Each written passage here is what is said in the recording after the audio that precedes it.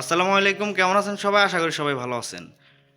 Electric আইডিয়াবিডির পক্ষ থেকে সবাইকে আন্তরিক শুভেচ্ছা অভিনন্দন। আজকের যে ভিডিওটি, তো সেই ভিডিওটা কিন্তু অনেকটাই ইম্পর্টেন্ট একটা ভিডিও, কারণ এইরকম সার্কিট বোর্ড এবং অল সেকশন মিলে কিন্তু একটা বোর্ড তৈরি করা হয়েছে।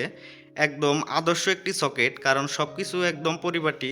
এখানে কাট আউট, সার্কিট ব্রেকার এবং আরও আকর্ষণীয় যে জিনিসটা সেটা হচ্ছে একটি একদম ডিজিটাল এম্পিয়ার মিটার, এবং এখানে কিন্তু প্লাসিং করা হয়েছে হার্টস মিটার। তো সেই ক্ষেত্রে এই মিটার এবং সব কিছু মিলে এই বোর্ডটি কিন্তু একদম 100% সেফটিভাবেই কাজ করবে। তো এই বোর্ডটি আসলে কিভাবে কাজ করে এবং সম্পূর্ণ একদম ক্লিয়ার করে দেব। তো না টেনে সম্পূর্ণ ভিডিওটি অবশ্যই মনোযোগ দিয়ে দেখবেন। আর যারা চ্যানেলটিতে এখনও সাবস্ক্রাইব করেন নাই, অবশ্যই সাবস্ক্রাইব করবেন।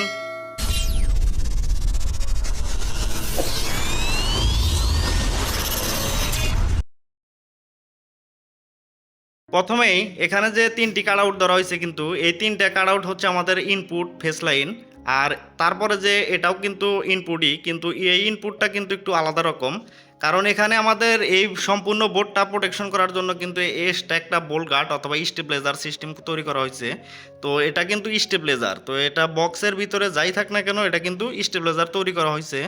তো সর্বপ্রথম আমাদের যে ইনপুট লাইন ঢুকবে, এখানে হচ্ছে আমাদের ইনপুট লাইন, মানে তিনটা যে কাট আউট ধরা হয়েছে।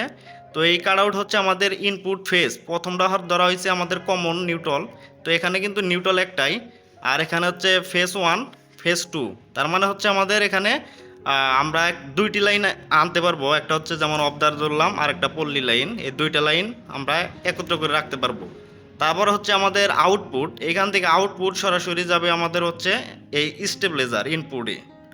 আর স্টেবিলাইজার থেকে যে আমাদের আউটপুটটা পাবো, সেই আউটপুটটা যাবে হচ্ছে আমাদের এই ছোট যে কাট আউটে এইখানে।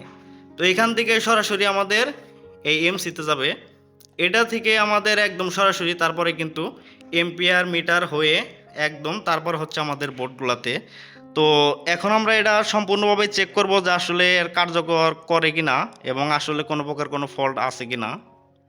তো আপনারা চাইলে কিন্তু এরকম বোর্ড তৈরি করে নিতে পারেন সাউন্ড সিস্টেম অথবা যে কোনো মেল কারখানার জন্য, কিন্তু এরকমভাবে কিন্তু ওয়ারিং করা হয়। তো এই ওয়ারিংটা কিন্তু 3 বেস না, এটা হচ্ছে 220। তো সেক্ষেত্রে 3 বেস মডেল হলেও কিন্তু এটা কিন্তু 220।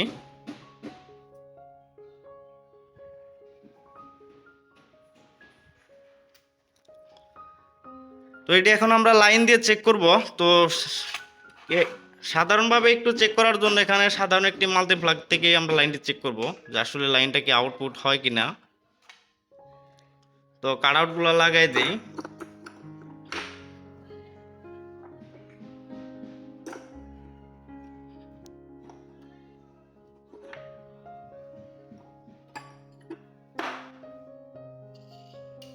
তারপরে হচ্ছে আমাদের এখান থেকে কিন্তু আমাদের সরাসরি একদম স্টেবিলাইজার যে লাইন আছে, বোল্ট প্রোটেকশন করার জন্য, হাই লো প্রোটেকশন করার জন্য কিন্তু আমাদের এই স্টেবিলাইজার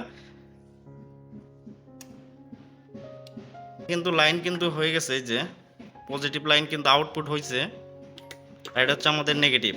তো এখন আমাদের এই দুইটি কাট আউট কিন্তু লাগাতে হবে।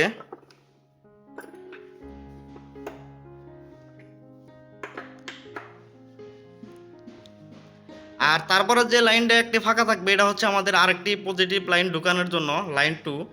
তো এটির এখন বর্তমানে দরকার নাই। তো এটা এখন আমাদের এমসিবির লাইন চালু করতে হবে।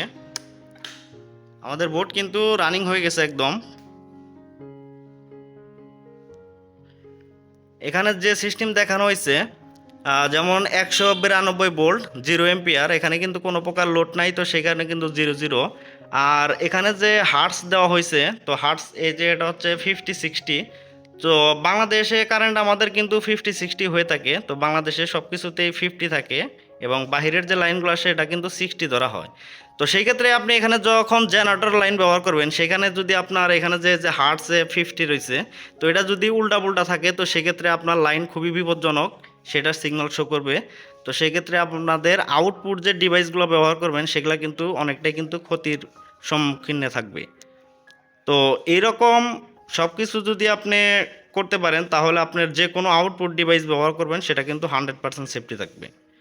তো আজকের ভিডিওটি এখানে শেষ করব। ভিডিওটি ভালো লাগলে অবশ্যই লাইক, শেয়ার ও কমেন্ট করবেন, এবং আপনার এই ভিডিও নিয়ে যদি কোনো প্রকার কোনো মন্তব্য থাকে তাহলে অবশ্যই জানাবেন। ভালো থাকবেন, সুস্থ থাকবেন। আসসালামু আলাইকুম।